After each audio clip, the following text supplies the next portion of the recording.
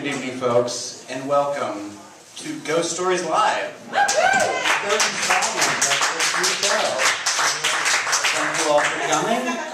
We have an interesting evening planned for you tonight, and as usual, the format is one classic, one new, and one true. And the evening is going to begin. Oh, by the way, this is Pugsley, the Fiendly Ghost. He's actually your host for the evening, but since he doesn't speak, he makes a much better host than me. Our first, actually, let me set up my DVD. I have visuals. All right.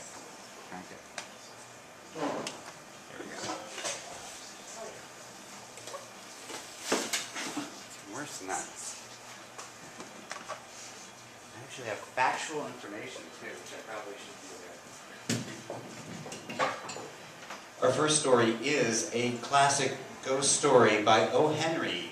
O. Henry was the pen name for the early American writer William Sidney Porter, probably best known for his Christmas story, The Gift of the Magi, and his many twist-ending stories. O. Henry's most prolific writing period started in 1902 when he moved to New York City to be near his publishers. While there, he wrote 381 short stories.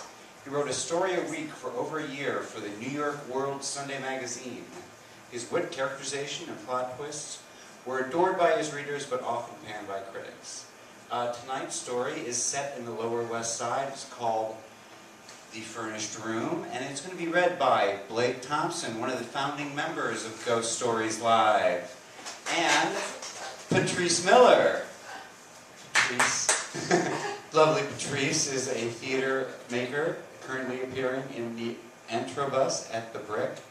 Patrice is also working on the upcoming production of The Lathe of Heaven at Three-Legged Dog, and is developing a show based on the work of Hildegard of Bingen. So yeah, so please welcome Blake and Patrice to the stage to hear O. Henry's The Furnished Room.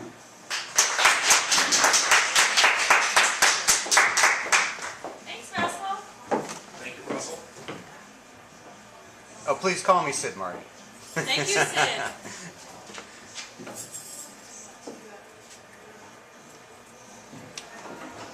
Oh boy, 2 actors, 1 microphone. All the humanity.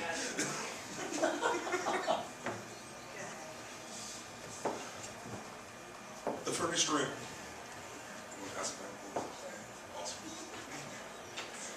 The Furnished Room by O. Henry. Restless, shifting, fugacious, as time itself is a certain vast bulk of the population of the red brick district of the Lower West Side. Homeless, they have 100 homes. They flit from furnished room to furnished room, transients forever, transients in abode, transients in heart and mind. They sing home sweet home in ragtime.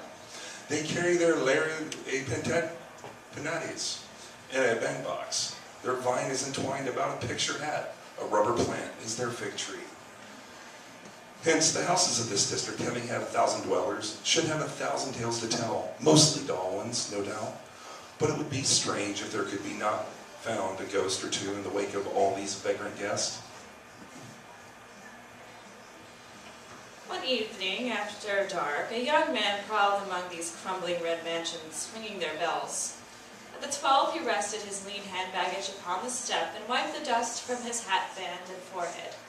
The bell sounded faint and far away in some remote, hollow depths. To the door of this, the 12th house, whose bell he had rung, came a housekeeper who had him think of an unwholesome, surfeited worm that had eaten its nut to a hollow shell and now sought to fill the vacancy with edible lodgers. He asked if there was a room to let. Come in. No. Always no.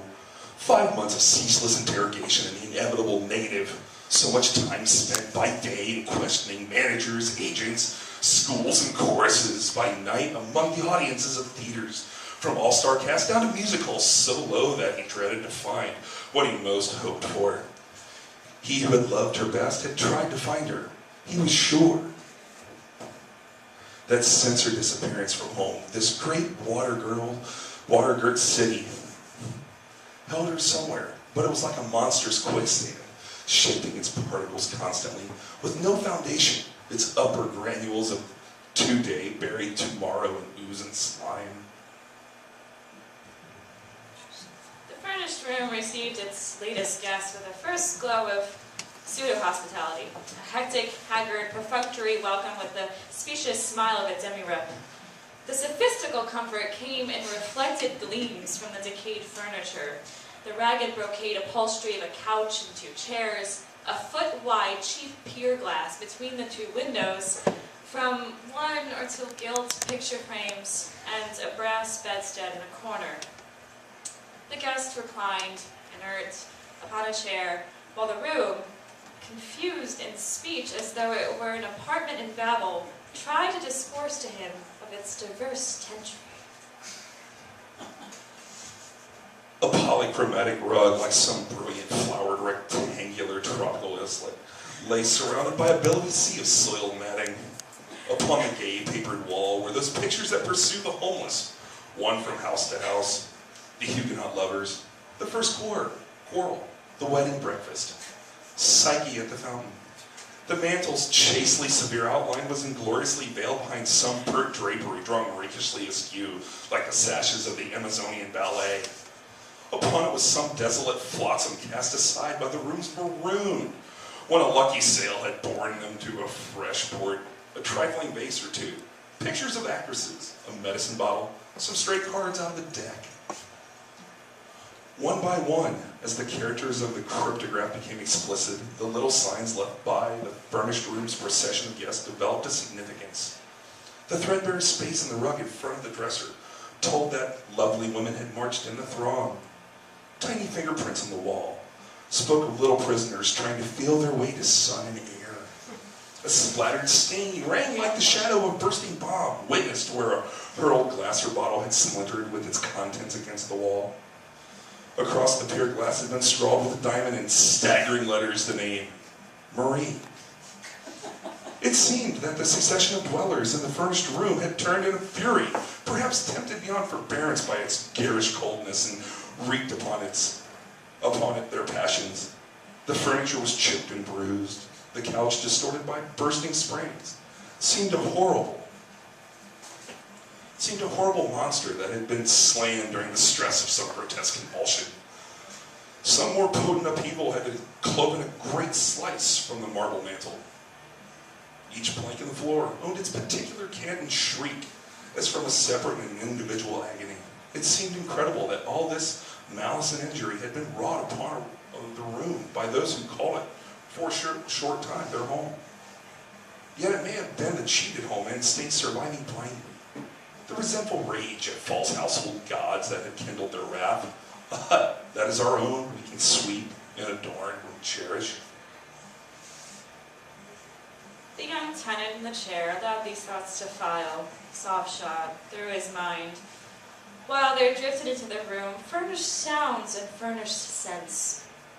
He heard in one room a tittering and incontinent slack laughter, in others the monologue of a scold, the rattling of dice, a lullaby, and one crying dully. Above him a banjo tinkled with spirit. Doors banged somewhere, the elevated trains roared intermittently, a cat yowled miserably upon a back fence. And he breathed the breath of the house, a dank savor rather than a smell, a cold, musty effluvium as from underground vaults mingled with the reeking exhalations of linoleum and mildew and rotten woodwork. Then suddenly, as he rested there, the room was filled with the strong, sweet odor of mignonette. It came as upon a single buffet of wind with such sureness and fragrance and emphasis that it almost seemed a living visitant. And the man cried aloud, "What, dear?" As if he had been called and sprang up and faced about. The rich odor clung to him and wrapped him around. He reached out his arms for it, all his senses for the time confused and commingled. How could one be peremptorily called by an odor? Surely it must have been a sound. But it was not the sound that had touched, that had caressed him. "She's been in this room," he cried. and he sprang to wrest from it a token, for he knew he would recognize the smallest thing that had belonged to her, or that she had touched. This enveloping scent of mignonette, the odor that she had loved and made her own, whence it came. The room had been but carelessly set in order. Scattered upon the flimsy dresser scarf were half a dozen hairpins, those discreet and distinguishable friends of womankind, feminine of gender, infinite of mood, and uncommunicative of tense. These he ignored, conscious of their triumph lack of identity. Ransacking the drawers of the dresser, he came upon a discarded tiny ragged handkerchief. He pressed it to his face. It was racy and insolent with heliotrope. He hurled it to the floor. In another drawer, he found odd buttons, a theater program, a pawnbroker's card, 2 lost marshmallows, a book of divination of dreams. And the last was a woman's black satin hair bow, which he halted, poised between ice and fire. But the black satin hair bow also is feminine amenities, demure, impersonal, common ornament, and tells no tales. And then he traversed the room like a hound on the scent, skimming the walls, considering the corners of the bulging matting on his hands and knees, rummaging mantel and tables, the curtains and hangings, the drunken cabinet in the corner for a visible sign, unable to perceive that she was there beside, around, against, within, above him, clinging to him, wooing him, calling him so poignantly through the finer senses that even his grosser ones became cognizant of the call. Once again he answered loudly, "Yes, dear." and turned wild-eyed to gaze on vacancy, for he could not yet discern form and color and love and outstretched arms and the odor of mignonette. Oh, God! Whence that odor? And since when have odors had a voice to call? Thus he groped.